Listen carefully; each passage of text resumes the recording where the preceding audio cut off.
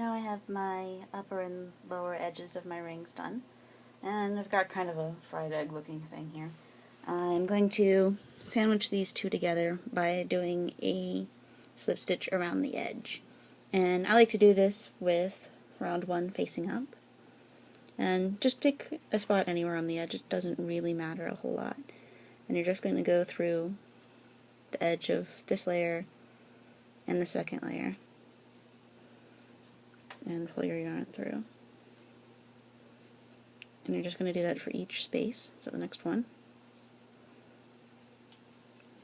slip stitch through.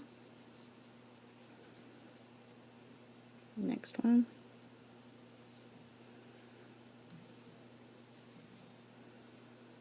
And keep going, and all you're doing is sandwiching these two layers together so you have a nice substantial edge that doesn't want to curl and bend quite as easily.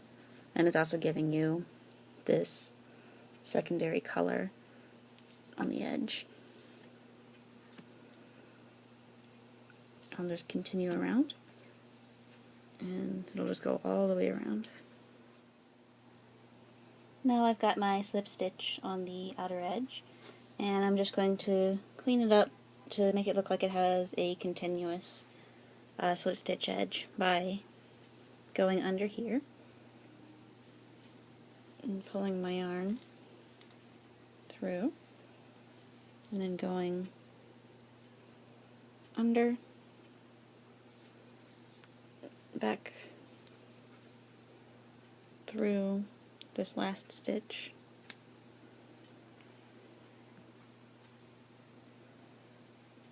and then pulling the yarn through, and I'll sort of tug on my yarn ends to snug that up. So basically you can't really see easily where the beginning and end of the seam is.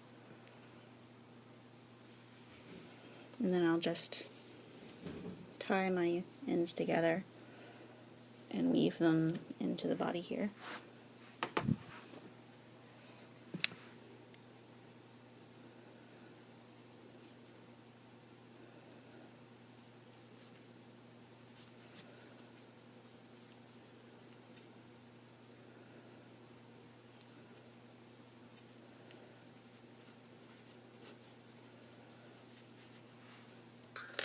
Alright, I'll just snip those.